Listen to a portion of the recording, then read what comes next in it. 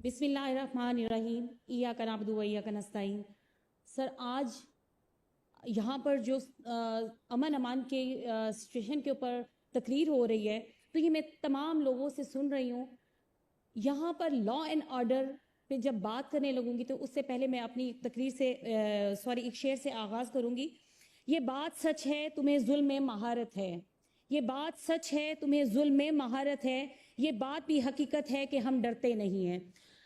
Sir, मैं यहाँ पर बात करूंगी हमारे हालिया जो इलेक्शन हुआ है NA 171 में, तो वहाँ पर जो पुलिस का किरदार रहा तो वो ये लगता था कि वो किसी खास घर की लौंडी बनी हुई थी।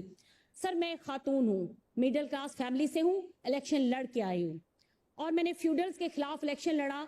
76 साल से काबिज फ्यूडल से मैंने अपने हल्के की जान छुड़ाई और मैं खान के मैंडेट के साथ आई हूँ।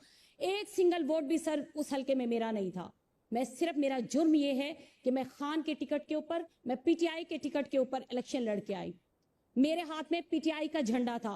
सर, मेरी किसी से जाती दुश्मनी नहीं है, मेरा कोई जमीन जायदाद का लेन देन नहीं है, लेकिन वहां पर NA 171 का जब इलेक्शन हो रहा था तो मेरे गाड़ी के ऊपर सर हमला हो जाता है। रात के टाइम में गाड़ी ट्रेस होती है। लकीली उस वक्त उस गाड़ी में मैं मौजूद नहीं थी। मेरे कोलीग साथ बैठे हैं, MP एजाम अमानुल्लाह साहब, मैं इनके साथ गाड़ी में थी क्योंकि अगले दिन जलसा था, उसकी तैयारियां चल रही थी, लेट वापस जाना था घर।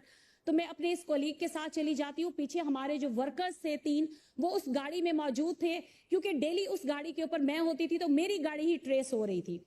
सर, उसके ऊपर हमला हो जाता है और गाड़ी को आयरन रॉड के साथ तोड़ा जाता है। मैं वहां पर खड़ी 2 घंटे पुलिस का इंतजार करती रही, लेकिन वो पुलिस जो चादर चार दीवारी का तकद्दुस पामाल करती है, भागती दनदनाती हर घर में घुस रही है, इलेक्शन की ऐसे कैंपेन कर रही थी जैसे कि वो इलेक्शन कॉन्टेस्ट कर रहे हैं वहां पर।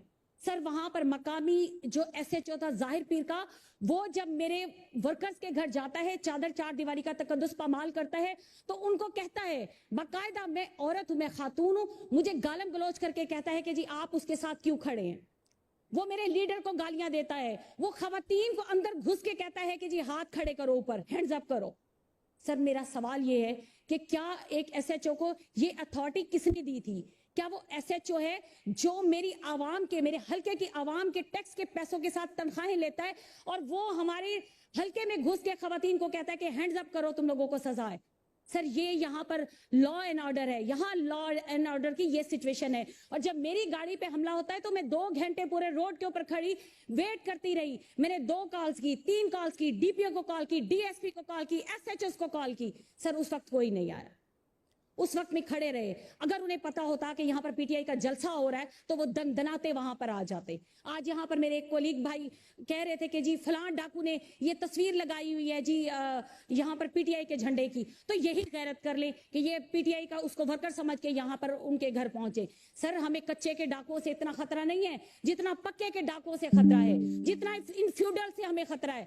सर, उनकी जान पे बनी हुई हूं मैं।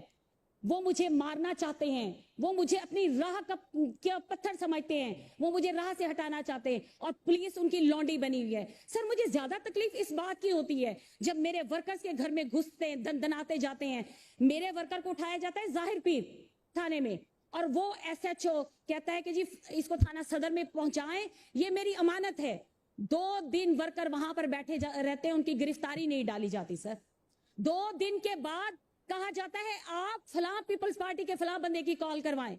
यार, मैं तो हैरान होती हूं कि आप कह रहे हैं फलां बंदे की कॉल करवाएं, मतलब आप टैक्स के पैसों से आप लोग यहाँ पर पल रहे हैं, अपनी तनख्वाहें ले रहे हैं। हम क्यों पीपल्स पार्टी के किसी बंदे से कॉल करें? ये कौन सा आइन है, ये कौन सा कानून है कि जिसके तहत हम कॉल करवाएंगे तो आप हमारे बंदों को छोड़ेंगे? नहीं तो हम गिरफ्तारी डाल देते हैं, जी जाके जमानतें करवाएं।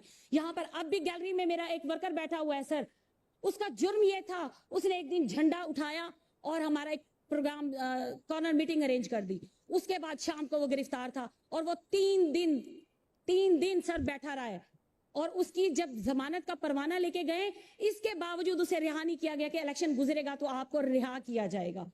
یہ ہماری پولیس ہے, یہ ہمارا لا اینڈ آرڈر ہے, یہ ہمارے جو ہمارے ایم پی ایز ہیں, یہ ان کا استحقاق یہ ہے کہ نہ آپ کا فون اٹینڈ کرے گا ڈی پی او, نہ آپ کا فون اٹینڈ کرے گا ڈی ایس پی, نہ آپ کا فون اٹینڈ کرے گا ایس ایچ او. اور ایس ایچ او کو یہ جرت بھی ہے کہ وہ گھر گھر جا کے اپنی ایک الیکٹڈ ایم پی اے کو گالیاں دیتا پھرے گا اور وہ میرا نمبر بلاک کرے گا کہ جی اس کو دوبارہ کال اٹینڈ نہیں کرنی. جی بہت بہت شکریہ.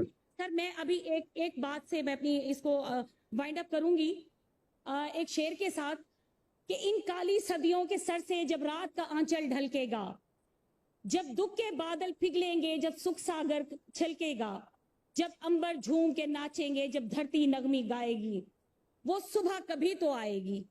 سر میں یہاں پر اپنے لیڈر اور جتنے بھی عمران خان اور جتنے اسیران حقیقی آزادی ہیں ان کے نام یہ شیئر کرتی ہوں. جب دھرتی کروٹ بدلے گی, جب قیدی قید سے چھوٹیں گے, جب پاپ گھروندے پھوٹیں گے, جب ظلم کے بندھن ٹوٹیں گے, اس صبح کو ہم ہی لائیں گے, وہ صبح ہم ہی لائیں گے. بہت تھینک یو سو شکریہ. مچ. عمران خان زندہ باد, پاکستان زندہ باد.